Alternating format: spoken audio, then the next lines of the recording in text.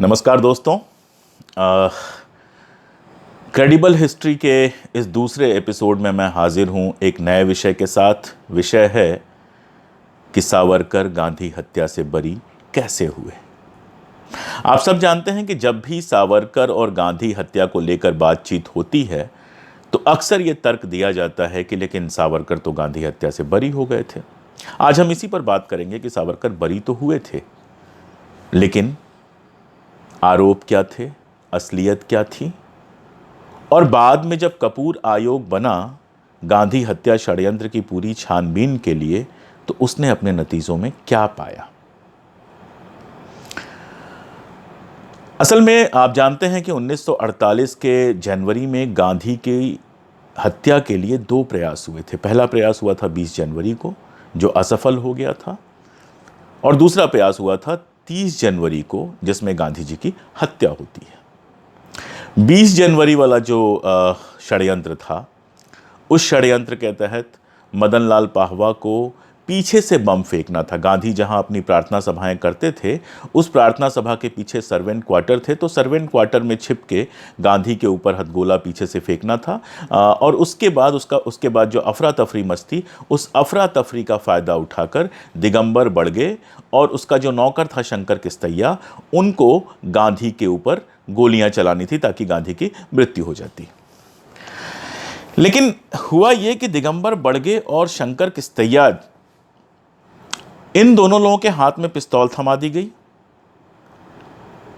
गोपाल गोडसे, उसका भाई विनायक गोडसे और उसका दोस्त नारायण आप्टे, जो इस षड्यंत्र के लीडर थे, इन्होंने फैसला ऐसा लिया कि फंसेंगे तो शंकर किस्तैया, पीछे से मदन लाल पाहवा फंस जाएगा और हम सब चुपचाप इसमें से निकल जाएंगे। अब दिगंबर बड़गे तो था शातिर आदमी, आप जानते हैं, वो तो हथियार का अवैध विक्रेता था। ये जो दो पिस्तौलें थी, उसमें से एक पिस्तौल का इंतजाम उसने किया था, दूसरी पिस्तौल वो थी जो गोपाल गोडसे जब सेकेंड वर्ल्ड वार में लड़ने गया था, तो वहाँ से लौटकर सरकार को जमा करने के बजाय उसने अपने गांव में मिट्टी में दबा के रख दी थी। इसलिए दिगंबर बड़गे की समझ में आ गया कि भैया ये लोग तो हमें फंसाने का काम कर रहे हैं, और वो शंकर किस्तैया के साथ मिला और चुपचाप जाके जिस टैक्सी से ये लोग आए थे, उस टैक्सी में बंदूक को छुपा के रख दिया।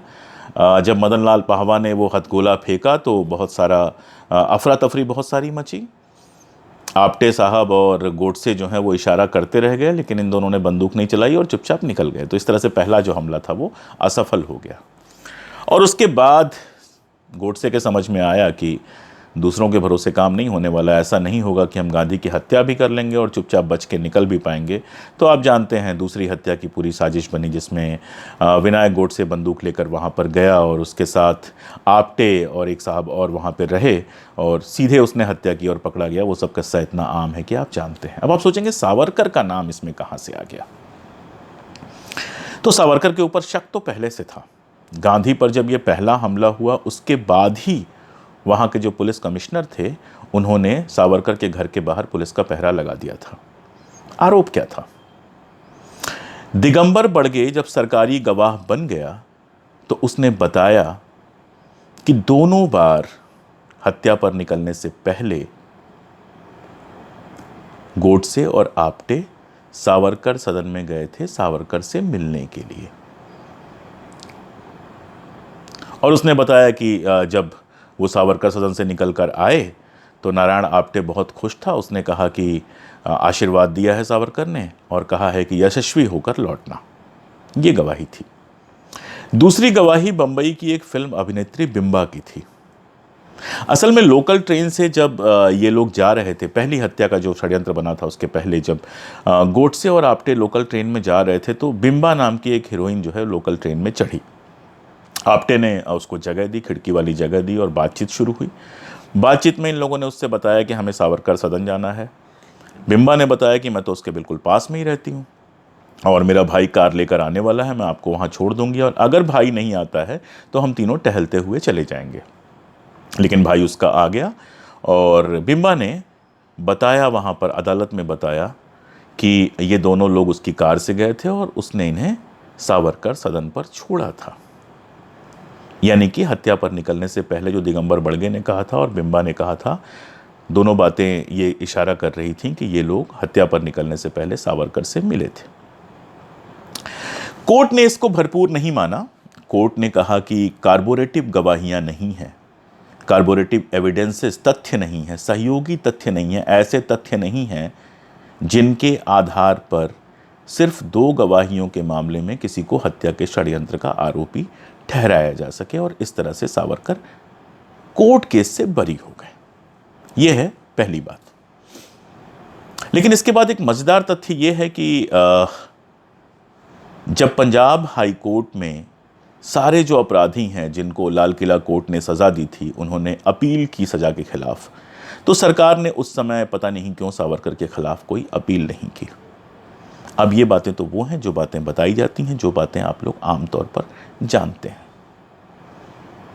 1966 में एक कपूर आयोग बना। जस्टिस कपूर की अध्यक्षता में कपूर आयोग बना, जिसने 4-5 साल तक लगातार काम किया और उसके बाद 700 पेज से अधिक की अपनी रिपोर्ट दी। मैं आपसे चाहूँगा कि ये रिपोर्ट आराम से ऑनलाइन अवेलेबल है। आप थोड़ा सा गूगल पे सर्च करेंगे तो आपको ये रिपोर्ट मिल जाएगी। इस रिपोर्ट को आप लोग ज़रूर पढ़िए। इस रिपोर्ट में कुछ मज़ेदार बातें थी। इस रिपोर्ट से ये निकल के आया कि दरअसल कार्बोरेटिव गवाही तो पहले से उपलब्ध थी। 2 लोगों को पुलिस ने इंट्रोगेट किया था। एक तो सावरकर के सचिव जिनका नाम था जीवी दामले, और दूसरे सावरकर के अंगरक्षक जिनका नाम था AR कासरे। अब आप देखिए, अंगरक्षक और सचिव, वो जो 24 घंटे सावरकर के साथ साए की तरह रहते थे। इन दोनों ने अपनी गवाही में बताया कि ये सच है कि गांधी हत्या के दोनों प्रयासों के पहले गोडसे और आप्टे सावरकर से मिलने आए थे और उनसे लंबी चर्चा हुई थी। इसी बयान में उनके सचिव ने यह भी बताया कि गोडसे ने जब अपना अखबार शुरू किया था तो सावरकर ने 11,000 रुपए दिए थे, जो उस जमाने में एक बड़ी राशि हुआ करती थी। दामले और कासरे ने यह भी बताया कि सावरकर से मिलने के लिए न केवल गोडसे और आप्टे बल्कि विष्णु करकरे से लेकर दिगंबर बड़गे, पाहवा, गोपाल गोडसे, ये जितने लोग थे जो इस षड्यंत्र में शामिल थे, ये सारे लोग सावरकर से मिलने जुलने आया करते थे। इसके अलावा भी इन दोनों ने काफ़ी जानकारियां दी थी और इन्हीं जानकारियों के आधार पर अगर कार्रवाई हुई होती तो कार्बोरेटिव गवाहियां पहले से उपलब्ध थीं। एक और मजेदार किस्सा मैं आपको सुना दूं तो ये बात और समझ में आएगी। मोरारजी देसाई उस समय बंबई प्रांत कहते थे, जो आज महाराष्ट्र है, महाराष्ट्र और गुजरात को मिलाकर बंबई प्रांत कहते थे, उस बंबई प्रांत के गृह मंत्री थे। लाल किला मुकदमे में गवाही चल रही थी और अचानक सावरकर के वकील ने मोरारजी भाई से पूछा कि आपके पास वो कौन से सबूत थे जिनकी वजह से आपको सावरकर पर शक हुआ या आपने उनके घर के बाहर पहरा लगवाया। मोरारजी देसाई ने छूटते ही कहा कि सावरकर से आप पूछ लीजिए, अगर वो चाहते हैं तो मैं वो बातें यहाँ पर कर सकता हूँ। सावरकर ने इशारा किया। जो वकील साहब थे वो चुप हो गए। उन्होंने कहा कि नहीं, मुझे सवाल नहीं पूछना, और कोर्ट की कार्यवाही से ये बात निकाल दी गई। लेकिन वहाँ पर टाइम्स ऑफ इंडिया के एक पत्रकार थे, उन्होंने ये सब नोट कर लिया था और अगले दिन अखबार में ये छपा। जब देसाई ने अपनी जीवनी लिखी तो उस जीवनी में इस घटना का तो जिक्र किया, लेकिन ये नहीं बताया कि वो कौन से कारण थे जिसकी वजह से सावरकर ने मना कर दिया।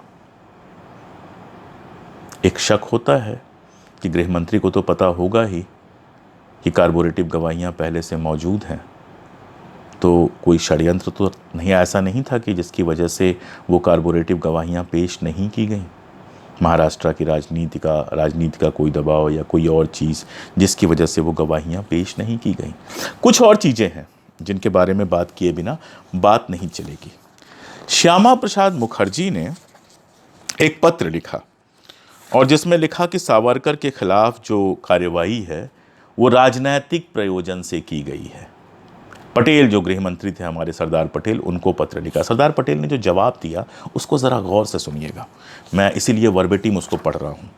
सावरकर ने कहा कि पटेल ने कहा कि सावरकर का जहाँ तक संबंध है तो बम्बई के एडवोकेट जनरल जो इस केस के इंचार्ज हैं और अन्य कानूनी सलाहकार तथा जांच अधिकारी मेरे यहाँ आने से पहले, उस समय वो शिमला में थे, बीमार पड़े गए थे तो शिमला चले गए थे, मेरे यहाँ आने से पहले दिल्ली में मुझसे मिले थे। मैंने उनसे बहुत स्पष्ट रूप से कहा कि सावरकर को शामिल किए जाने के सवाल पर पूरी तरह कानूनी और वैधानिक तरीके से विचार किया जाना चाहिए और इस मामले में कोई राजनीतिक प्रयोजन बीच में नहीं आना चाहिए।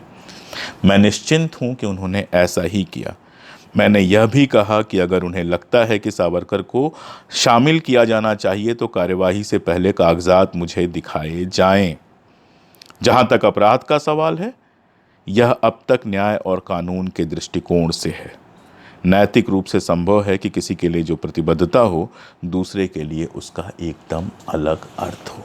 हम लोग भूल जाते हैं कि सरदार पटेल खुद एक वकील थे और सरदार पटेल इसी तरह के मुकदमे लड़ा करते थे गांधी के संपर्क में आने से पहले, राजनीति में आने से पहले। तो एक बड़ा वकील सरदार पटेल जब ये बात कह रहा है कि मुझे यकीन है कि ये जो मुकदमा चल रहा है वो मेरिट पे चल रहा है, सावरकर के ऊपर जो मुकदमा चल रहा है वो मेरिट पे चल रहा है, तो आप समझ सकते हैं कि इसका अर्थ क्या है। और यही नहीं, जिन लोगों ने सावरकर को बचाने की कोशिश की है उन्होंने भटकाने की इतनी कोशिशें की हैं। आप अगर मालगांवकर की किताब पढ़िए, कोएनास्ट इल्ड की किताब पढ़िए, तो इन लोगों ने भटकाने की बहुत कोशिश की। आप सोचिए कि मालगांवकर किताब लिखते हैं 70 के दशक में, जब कपूर कमीशन आ चुका था। 10 बार किताब में लिखते हैं कि सावरकर को रिहा कर दिया गया, लेकिन एक बार नहीं बताते हैं कि कपूर कमीशन ने क्या कहा। मैं बताऊंगा 2 मिनट में। तो अंबेडकर को शामिल करने के लिए मालगांवकर साहब एक किस्सा सुनाते हैं कि भूपटकर जो वकील थे इस पूरे केस में अपराधियों के, वो कहते हैं कि मैं सरदार अंबेडकर से यहाँ मिला था, मैं अंबेडकर से यहाँ मिला था और अंबेडकर ने कहा कि पूरा मंत्रिमंडल के ज़्यादातर सदस्य जो हैं वो मुकदमे के खिलाफ हैं। ये कोरा झूठ है। अंबेडकर ने कहीं किसी ऐसी मुलाकात का जिक्र नहीं किया है और अंबेडकर इतने छोटे आदमी नहीं थे कि वो जाकर वकीलों से मिलते और किसी को पता नहीं चलता। कोयनाड इस तो और आगे चले गए हैं। वो कहते हैं कि उन्होंने नाथूराम को संदेश भिजवाया था। मतलब बाबा साहब भीमराव अंबेडकर के पास कोई काम नहीं था, वो गांधी के हत्यारे को संदेश भिजवाते और वो गांधी के हत्यारे को संदेश भिजवाते और सिर्फ कोयनाड ईस्ट जो हैं, अर्ल्स जो हैं, जो दक्षिणपंथी इतिहासकार हैं, सिर्फ उनको पता चलता। हिंदुस्तान में इतना बड़ा हिंदुस्तान है, इतने पत्रकार हैं, इतने नेता हैं, किसी को पता नहीं चलता कि अंबेडकर ने गोडसे को पत्र भिजवाया था। देखिए, इतिहास की किताब पढ़ते हुए हमेशा ध्यान रखिए कि बंदा जो बात कर रहा है उस बात का तथ्य कहाँ से दे रहा है। वह किसी किताब को कोट कर रहा है या उसने मुझसे कहा था, इसने मुझसे कहा था। ऐसे इतिहास नहीं चलता। मैं आज कहूँ कि राहुल गांधी ने मुझसे फ़ोन पे कहा था और मोदी जी ने मुझसे फ़ोन पे कहा था, तो वो इतिहास नहीं है। इतिहास वो है जिसके तथ्य उपलब्ध होते हैं और तथ्य ये है कि बाबा साहब अंबेडकर ने कभी गांधी के हत्यारों का कोई पक्ष नहीं लिया, न लिखित में कोई पक्ष लिया, न कोर्ट के अंदर कोई पक्ष लिया और न ही उनका कोई एक लेख, कोई एक शब्द दिखा सकता है। तो इस तरह के भटकाने की कोशिशें बेकार की बातें हैं। अब चलिए आखिरी बात कपूर कमीशन की रिपोर्ट पे। कपूर आयोग ने अपने रिपोर्ट में बिल्कुल साफ शब्दों में कहा कि गांधी हत्या के षड्यंत्र में सावरकर और उनके गिरोह की साजिश के अलावा कोई और साजिश हो ही नहीं सकती है। कपूर आयोग ने दामले का बयान लिया, कासर का बयान लिया, उस समय जितने सारे लोग उपलब्ध थे सबका बयान लिया, 5 साल तक सारा कुछ किया। और जब वो आप रिपोर्ट उठा के देखेंगे, मैंने जो अपनी किताब लिखी है उसने गांधी को क्यों मारा, उसमें कपूर आयोग पे अलग से एक चैप्टर लिखा है, तो उसकी आप पूरी कार्य पद्धति देखेंगे तो आपके समझ में आएगा कि कितने विस्तार से उन्होंने रिसर्च किया। और जब वो रिपोर्ट आई तो उस रिपोर्ट में साफ साफ कहा गया कि सावरकर और उनका जो गैंग था, सावरकर और उनका जो समूह था, वही समूह गांधी हत्या के लिए जिम्मेदार था। उसी समूह ने गांधी हत्या का षड्यंत्र किया। लेकिन अब दुर्भाग्य कह लीजिए, संयोग कह लीजिए कि जब ये रिपोर्ट आई उसके 2 साल पहले सावरकर इस दुनिया से विदा हो चुके थे, उनकी मृत्यु हो चुकी थी, इसलिए कोई कार्रवाई नहीं हो पाई। लेकिन ये बात तो कपूर आयोग ने इतिहास में दर्ज कर ही दी कि अगर ठीक से जांच हुई होती तो सावरकर साहब के खिलाफ कार्बोरेटिव गवाहियां भी उपलब्ध थीं और सावरकर साहब जो हैं वो इस मुकदमे से बाहर नहीं आ सकते थे। एक आखिरी तथ्य बता के मैं बात खत्म करूंगा। गिरफ्तारी जब हुई गांधी हत्या केस में, जब सावरकर की गिरफ्तारी हुई तो उसके ठीक 22वें दिन 17 फरवरी को उन्होंने लिखा, मुंबई के पुलिस कमिश्नर को उन्होंने एक लेटर लिखा और उसमें लिखा कि अगर मुझे रिहा कर दिया जाए तो मैं किसी सांप्रदायिक या राजनैतिक गतिविधि में हिस्सा नहीं लूँगा। एजी नूरानी की किताब है सावरकर एंड हिंदुत्व, उसके पेज नंबर 96 पे आप रेफरेंस सहित इसको पढ़ सकते हैं।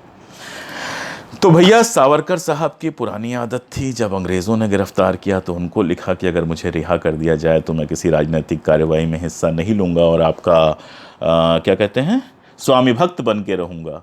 वैसे ही जब कांग्रेस ने गिरफ्तार किया, जब आज़ाद हिंदुस्तान में सरकार ने गिरफ्तार किया गांधी हत्या के लिए, तो भी उन्होंने कहा कि अगर मुझे रिहा कर दिया जाए तो मैं ये शर्त मानने को तैयार हूँ कि मैं किसी राजनीतिक या सांप्रदायिक गतिविधि में हिस्सा नहीं लूँगा। वीर सावरकर, माफ़ी वीर सावरकर। नमस्कार, जल्दी ही फिर मिलूँगा मैं आपसे। शुक्रिया। और जैसा मैं कहता हूँ, अगर अच्छा लगे, ये बातचीत आपको अच्छी लगी, लगे आपको कि इतिहास में जो तमाम सारे जाले फैले हुए हैं उनको हटाने में थोड़ी बहुत मदद मिल रही है इससे, तो सब्सक्राइब कर लीजिए, दिक्कत क्या है। नमस्कार।